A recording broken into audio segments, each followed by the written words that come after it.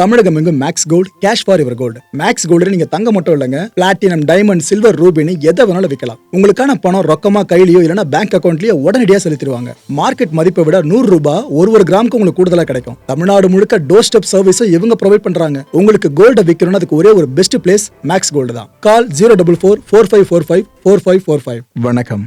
Big topic with Karthik Mayakumar. ஏற்கனவே ஈரானோட supreme லீடரை கொன்னதுனால Israel அமெரிக்காவோட இந்த ஆரம்பிச்ச போர் இருக்குல்ல, இது பெருசா போய்கிட்டு இருக்கு. இது பத்தாதுன்னு அடுத்த ஒரு பெரிய தலையை ஈரான்ல தூக்கி இருக்காங்க.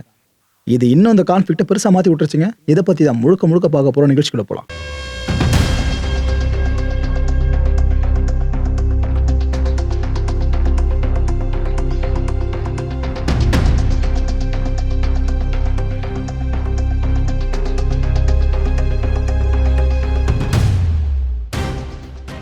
ஈரானோட சுப்ரீம் நேஷனல் செக்யூரிட்டி கவுன்சில் இருக்குல்ல, அதோட செக்ரட்டரியான அலி லாரிஜானி. இவரை பத்தி சொல்லணும்னா, ஈரானோட சுப்ரீம் லீடரை ஆள்வதற்கான எல்லா தகுதிகளையும் கொண்ட ஒரு நபர்னா இவர் தான். ஈரானோட முன்னாள் சுப்ரீம் லீடர் இருக்கார்ல கமனி, அவரு ஒரு சில முக்கியமான முடிவுகள் எடுக்கிறது சார்ந்தும் இவர் ஆலோசனை கொடுப்பாரு. அந்த அளவுக்கு பெரிய இடத்துல இருந்தவர். அப்பேற்பட்ட இவரை இஸ்ரேல் டார்கெட் பண்றாங்க. டார்கெட் பண்ணவங்க நினைச்சிருந்தா அப்பவே ஒரு கதையை முடிச்சிருக்கலாம். ஆனா காத்துக்கிட்டு இருந்திருக்காங்க. சரி, ஏதாவது இந்த போர் நிக்கிற மாதிரி தெரிஞ்சதுன்னா நம்ம முடிச்சு விட்டுருவோம், அவங்க காத்திருந்தாலும் என்னவோ தெரியல. அது மாதிரி தான் இப்போ நடந்திருக்கு. இஸ்ரேல் திட்டமிட்டபடியே அவரை கொண்டுட்டாங்க. லாரிஜானியை கொண்டுட்டாங்க. மக்களே, சமீபத்தில் ஈரானில் இருக்க மக்கள்லாம் ஒன்று திரண்டு இந்த போருக்கு ஆதரவு தெரிவித்து, அப்புறம் அவங்க நாட்டோட அரசாங்கத்துக்கு ஆதரவு தெரிவித்து என்னென்ன விஷயங்களை பண்ணாங்கன்னு பார்த்தோம். ரேலியெலாம் கண்டக்ட் பண்ணியிருந்தாங்க. அந்த ரேலியில் இவரும் சந்தோஷமாக கலந்துக்கிட்டு இருந்தார். இவரோட தலைக்கும் அமெரிக்க அரசு ஒரு பவுண்டியை ஃபிக்ஸ் பண்ணியிருந்தாங்க. இவரை பற்றின யாராவது ஒரு துப்பு கொடுத்தீங்கன்னாக்கா உங்களுக்கு கோடிக்கணக்கில் பணம் குவியும் அப்படின்ட்டு. அப்பேற்பட்ட விஷயங்களை தாண்டி இப்ப இஸ்ரேல் அவரை கொண்டு இருக்காங்க. இவரை மட்டும் சாகடிக்கலங்க. அவங்களோட விமானப்படை தாக்குதல்ல இவரோட பையன் மோர்டிசா அவரையும் சேர்த்து கொண்டு இருக்காங்க. அண்ட் இவரோட சில அபிஷியல்ஸ் அவங்களும் சேர்த்து சாகடிச்சிருக்காங்க.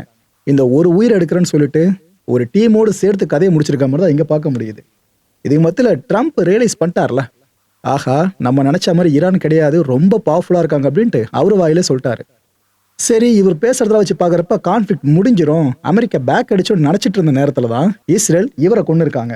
ஸோ ட்ரம்ப்போட இந்த வார் எக்ஸிட் பிளான் இருக்குல்ல, அது 100% கொலாப்ஸ் ஆயிடுச்சுங்க. இதுக்கப்புறம் ட்ரம்ப்பே நினைச்சாலும் ஈரான் நிக்காது. எங்களோட பெரிய தலையை கொண்டுட்டீங்கன்னு கோபத்துல அடின்னு அடிக்க ஆரம்பிப்பாங்க இஸ்ரேல. அமெரிக்காவோட பேசஸும் விதிவிலை கிடையாது. அதுவும் அதுக்கப்புறம் அடி பெருசா வாங்க போகுது. இதுல இஸ்ரேல் என்ன தெரியுமா சொன்னாங்க இதுக்கு முன்னாடி? எங்களுக்கு தெரிஞ்சு இன்னும் 3 வாரங்கள் வரைக்கும் இந்த போர் நீடிக்கும் அப்படின்னு சொல்லியிருக்காங்க. ஆனா அமெரிக்காவுக்கு சத்தியமா அதுல உடன்பாடே இல்லை. சில நாட்கள்ல போர் முடிஞ்சாலே சந்தோஷம் தான் அவங்க நினைச்சுக்கிட்டு இருக்காங்க. ஏன்னா தேன்கூட்டில் கைவிட்ட மாதிரி ஆயிடுச்சு அமெரிக்காவோட நிலைமை. ஆனா இஸ்ரேல் எந்த அளவுக்கு லாபகமா காய் நகர்த்திட்டு இருக்காங்க பாத்தீங்களா? இந்த போரை பெருசா கொண்டு போகணும்னா ஈரானோட முக்கியமான தலைகளை தூக்கணும். அமைதி பேச்சுவார்த்தைன்னு யாராவது பேச்சு ஆரம்பிச்சாலே உடனே ஒரு பெரிய தலையை தூக்கிட்டாக்க கான்ஃபிளிக்ட் பெருசாயிடும். அமெரிக்கா அதுக்கப்புறம் நம்மளோட தான் நிற்கும், வேற வழி இல்லை. உள்ள வந்துட்டாங்களா, பேக் அடிச்சா சர்வதேச அவங்களுக்கு அசிங்கமா போயிடும், போர்ல தோத்துறாங்க அப்படின்ட்டு. இதனால இது போல பண்ணுவோன்னு ஸ்கெட்சை ப்ராப்பரா போட்டிருக்கு இஸ்ரேலு. அமெரிக்கா இதுக்கப்புறம் என்ன பண்ண போதோ, தேவையில்லாம சப்போர்ட்டுக்கு வந்த மாதிரி ஆயிடுச்சுதான் அவங்க. இந்த லாரிஜானியோட ஸ்பீச் ஒன்று இருக்குங்க. அவர் கொல்லப்படுறதுக்கு முன்னாடி சில நாட்கள் முன்னாடி அவர் பேசியிருந்த விஷயம். அப்ப என்ன தெரியுமா சொல்லியிருந்தாரு? ஈரானோட சுப்ரீம் லீடர் அலி கமனி அவர்களை கொன்னாங்க. அதுக்கப்புறம் ஈரான் மக்கள் என்னாச்சு, கிளர்ந்து எழுந்தாங்க. அவங்க எல்லாரும் விழிப்புணர்வு பெருசா அடைஞ்சாங்க. சரி, ஈரானை சுத்தி த்ரெட் இருக்கு, நாம ரெடி ஆயிடணும் அப்படின்ட்டு. இதுக்கப்புறம் என்ன பண்ணாங்க, இன்னும் 5 பெருந்தலைகளை தூக்குனாங்க. இதுக்கப்புறம் ஈரானிய மக்கள் விழித்தெழுந்தாங்க. இன்னும் நம்மளுக்கு த்ரெட் அதிகமா இருக்கு, நம்ம இந்த ரெஜிமோட நிக்கிறோம்னு எல்லாருக்கும் அவேர்னஸ் பெருசாச்சு. இதுக்கப்புறம் என்ன உட்பட யாரை கொன்னாலும் ஈரான் மக்களுக்கு திரும்ப அவேர்னஸ் அதிகமாகும். ஸோ அவங்க ஏதோ எங்களெல்லாம் கொண்டுட்டாக்கா ஈரான் மக்கள் வாயை அடைச்சலாம் நினைக்கிறாங்க. ஒருத்தர் தலை போக போக இன்னொரு தலை வந்துகிட்டே இருக்கும். நானே நாளைக்கு கொல்லப்பட்டாலும், அவர் சொன்னதுதான், நானே நாளைக்கு கொல்லப்பட்டாலும் ஈரான் மக்கள் இன்னும் அவேர்னஸ் அடைவாங்க அப்படின்னா எனக்கு மகிழ்ச்சி தான். எங்களுக்கு பொறுத்த வரைக்கும் எங்க நாடு ப்ரொடெக்டிவா இருக்கணும். எங்க நாடு எந்த வம்பத்து முகம் போறதில்ல. ஆனா வந்த பிரச்சனை நாங்க ஏன் விடணும்? ஸோ எல்லாத்துக்கும் நாங்க ரெடியா தாங்க இருக்கோம். ஒரு ஸ்ட்ராங் அவேர்னஸ் எங்க ஈரான் மக்கள் கொண்டுகிட்டே இருக்காங்களா, ஒரு தலைகள் இங்க கொள்ளும் போதும் இதை பார்க்க எனக்கு பூரிப்பா இருக்குன்னு அவர் சொல்லியிருந்தாருங்க. கடைசியில் சொன்னது அப்படி நடந்துச்சு பார்த்தீங்களா? அவர் என்ன அப்போ சொல்லியிருந்தாரோ இப்போ எக்ஸாக்டா அது நடந்திருக்கு. அமீர் ஹத்தாமி, ஈரானோட ஆர்மி சீஃப், இவர் என்ன தெரியுமா சொல்றாரு?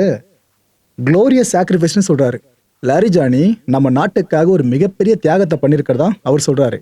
மக்களே, நீங்க பல பேருமே ஈரான்ல இருக்கவங்கள பயங்கரவாதிகளா பார்க்கலாம்.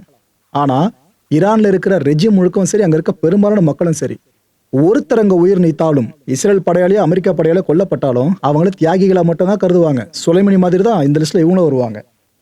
த criminal America and bloodthirsty Zionist regime, அதாவது ஒரு குற்றவாளி அமெரிக்கான்ற மாதிரி சொல்றாப்புல. அப்புறம் இந்த ரத்த தாக அடங்காத ஜியானிச ரெஜிமான இஸ்ரேல், உங்க எல்லாருக்கும் ஒரு கடுமையான பதிலடி காத்துக்கிட்டு இருக்கு பாருங்க அப்படின்னு இவர் கோபமா பேசியிருந்தாரு. அவர் பேசி முடிச்ச அடுத்த சில நிமிஷங்கள்லயே இஸ்ரேல் பத்தி எரிய ஆரம்பிச்சிருச்சு. என்ன அடின்றீங்க? டெட்லி ஸ்ட்ரைக்கிங் இந்த முறை இஸ்ரேல் மேல. டெல் அவீவ் இருக்குல்ல, குறிப்பா இஸ்ரேலோட முக்கியமான பகுதி, அதை டார்கெட் பண்ணி ஈரான் அடிச்சிருக்கு பாருங்க. ஆக்சுவலா இந்த அடி கொலாட்ரல் டேமேஜஸ் அதிகமாக ஏற்படுத்தியிருக்க மாதிரி தெரியுது லிட்டரலா வீடியோஸை பார்க்கும்போது.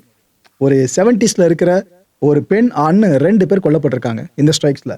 இந்த சென்ட்ரல் இஸ்ரேல் இருக்குல்ல, நெருப்பு ஜுவாலை தான் எங்க பார்த்தாலும் தெரியுது, அவ்வளோ பெரிய அடி.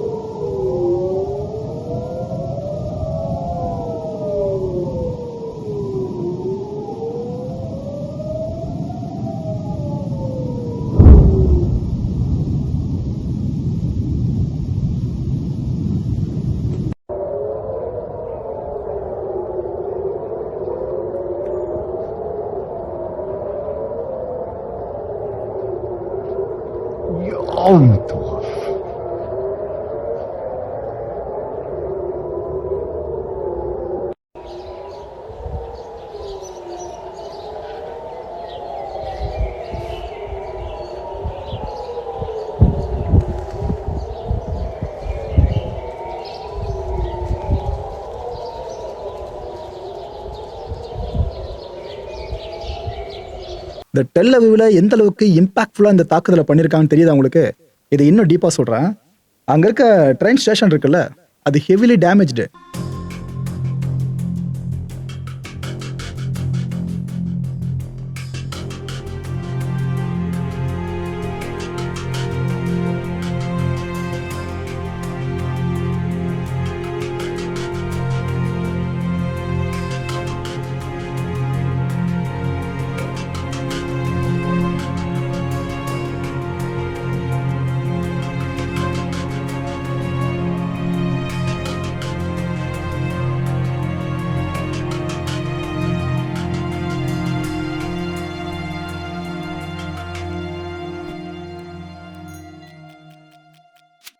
எந்த அளவுக்கு ஈரான் இஸ்ரேல் அடிச்சிருக்குல்ல, எதுக்கு இந்த அளவுக்கு மூர்க்கமா அட்டாக் பண்ணிருக்காங்கன்னு கேட்டீங்கன்னா வேற யாருக்காவும் கிடையாதுங்க. அலி லாரிஜானியை கொன்னாங்கல்ல, இதுக்கு பதிலடின்னு சொல்லிட்டு தான் இவ்வளோ பேர் அடி அடிச்சிருக்கிறதா IRGCயே கன்ஃபார்ம் பண்ணி சொல்லியிருக்கு.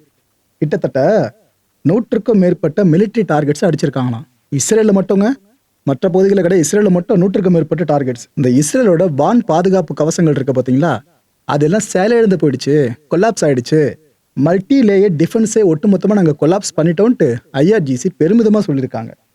இந்த கொரம் ஷா 4, குவாடு, இமாத், கைபர் ஷேக்கன்னு இத்தனை மிசைல்ஸை ரெடியாக இருக்கிறதாவும், இப்போ நாங்கள் தொட்டிருக்கிறதுலாம் ஆரம்பத்தில் இருக்க மிசைல்ஸ் மட்டும் தான், ஆரம்ப கட்ட மிசைல்ஸ். இதுக்கப்புறம் நாங்கள் அடிக்க போகிறதுல ரொம்ப ரொம்ப உக்கிரமான மிசைல்ஸில் அடிக்க போகிறோன்னு IRGC சொல்லியிருக்கு. ஸோ இஸ்ரேல் இதுக்கப்புறம் ஃபீல் பண்ணதோ இல்லையோ லரிஜானை கொன்னதுக்கு, ஆனால் அமெரிக்கா கண்டிப்பாக ஃபீல் பண்ணும், இப்படி பண்ணி தோச்சிட்டிங்களா அப்படின்ட்டு. இந்த ஸ்க்ரீனில் தெரியறாருல, இவர் பேர் ஜோ கென்ட். இவர் யாருன்னா இந்த அமெரிக்காவோட கவுண்டர் டெரரிசம் இருக்குல்ல, இது சார்ந்த முக்கியமான பெருந்தலை, சீஃபே அவர் தான். அமெரிக்காக்குள்ள பயங்கரவாத தாக்குதல்கள் நிகழ்த்திடக்கூடாதுன்றதை பார்க்கறது தான் இவரோட வேலை. இந்த இன்டெலிஜென்ஸ் ஏஜென்சி இருக்குல்ல, இவங்களை ஃபுல்லாக ஓவர்சீ பண்ணுறதும் இவரோட முக்கியமான வேலை. எப்படி இவருக்கு இவ்வளோ பெரிய பொசிஷன் கேட்டிங்கன்னா, ட்ரம்ப்போட மகா அப்படின்ற அந்த ஃப்ரேஸ் இருக்குல்ல, மேக் அமெரிக்கா கிரேட் அகைன், அதில் முக்கியமான தலைவர் இவர் தான் அந்த விங்கில். அண்ட் ட்ரம்ப்புக்கு ரொம்ப ரொம்ப விசுவாசி, பெரிய விசுவாசி, அப்பேற்பட்ட பர்சனு இவர். இந்த ஸ்பெஷல் ஃபோர்ஸஸ் இருக்குல்ல, அதோட முன்னாள் சோல்ஜரும் கூட. எப்பேற்பட்ட ப்ரொஃபைல் பார்த்தீங்களா? இப்பேற்பட்ட ப்ரொஃபைல் ட்ரம்ப் அட்மினிஸ்ட்ரேஷன்லேருந்து வெளியே போதுன்னு சொன்னால் நம்ப முடியுமா? ரிசைன் பண்ணிட்டாரு. அதுக்கான காரணத்தை கேட்டிங்கன்னா, ப்ரோ கரெக்டாக தான் ப்ரோ இருக்கு அப்படி நீங்களே புரிஞ்சுப்பீங்க. ஏன்னா உலகமே வார் வேணான்னு சொல்லிட்டு இருக்கோல, அதை தான் அந்த மனுஷன் சொல்லியிருக்காப்ல. அந்த ரெசிக்னேஷன் லெட்டர் என்னென்ன நம்ம மென்ஷன் பண்ணியிருக்காரு, இது போல போர் அப்படின்றது எப்போ எங்கே எதுக்கு வரணும்னு ஒன்று இருக்கு. நம்ம நாட்டு மக்களை காப்பாற்ற போர் புரியுறோமா, சந்தோஷமா போர் புரியலாம்.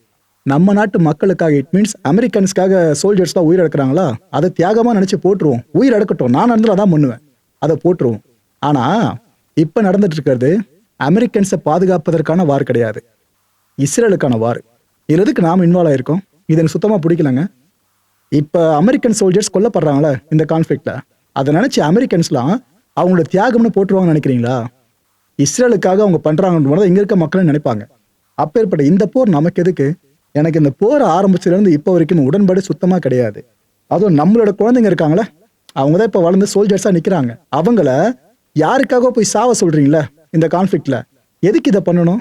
ட்ரம்ப் அட்மினிஸ்ட்ரேஷன்ல எனக்கு இந்த விஷயம் சுத்தமா பிடிக்கவே இல்லை. இதுக்காக என்னோட எதிர்ப்பு எப்படி நான் காட்ட முடியும்? மனசாட்சிக்கு கட்டுப்பட்டு நான் ராஜினாமா பண்றதை விட வேற வழி இல்லை, நான் ரிசைன் பண்றேன் அப்படின்னு அந்த மனுஷன் அவ்வளோ போல்டா சொல்லியிருக்காரு. அதுவும் அமெரிக்காவை இந்த போருக்குள்ள இழுத்துட்டு வந்தது இஸ்ரேல் தான்ட்டு அந்த உண்மையவும் பட்டுன்னு சொல்லியிருக்காரு. இதுல இன்னொரு விஷயம் கவனிச்சிங்களா? ஈரானால அமெரிக்காவுக்கு இம்மிடியட் த்ரெட்ன்ற ஒண்ணு கிடையவே கிடையாதுன்றாருங்க. இதைத்தான் எல்லாரும் சொல்லிக்கிட்டு இருக்கோம். ஏதோ ஈரான் நாளைக்கே ஒரு மிசைலை கொண்டு வந்து அமெரிக்கா மேல போடுற மாதிரி இந்த ட்ரம்ப் குதிச்சுக்கிட்டு இருந்தார்ல, அப்படி ஒரு சிச்சுவேஷனே கிடையாதுன்னு தான் இவர் சொல்றாரு. ஸோ சொல்ல வேண்டியவங்க சொன்னாதான் கேட்க வேண்டிய மக்கள் தெளிவாக கேட்பீங்கன்னு நினைக்கிறேன். இதைத்தான் பல மாதங்களாக நம்ம சொல்லிக்கிட்டு இருக்கோம். அவங்க செய்யற எந்த ஒரு மூவா இருந்தாலும் சரி, உஷாரா நம்ம வெயிட் பண்ணி பார்த்தா தான் புரிஞ்சுக்க முடியும்ட்டு. மக்களை இந்த கான்டென்ட்டை பொறுத்தவரைக்கும் மனசு ஒரே வினா இருக்கு. முடிஞ்சதுக்கான பதில் கீழே கமெண்ட் செக்ஷன்ல கமெண்ட் லீவ் பண்ணுங்க. இஸ்ரேல் ட்ரம்ப்பை யூஸ் பண்ணிக்கிட்டு இருக்க நான் நினைக்கிறேன். நீங்க என்ன நினைக்கிறீங்க? அடுத்த நிகழ்ச்சி சந்திக்கலாம். நன்றி, வணக்கம். தமிழகம் எங்கும் Max Gold, cash for your gold. Max Gold நீங்க தங்க மட்டும் இல்லைங்க, பிளாட்டினம், டைமண்ட், சில்வர், ரூபினி எதை வேணாலும் விற்கலாம். உங்களுக்கான பணம் ரொக்கமா கையிலயோ இல்லைன்னா பேங்க் அக்கௌண்ட்லயோ உடனடியாக செலுத்திடுவாங்க.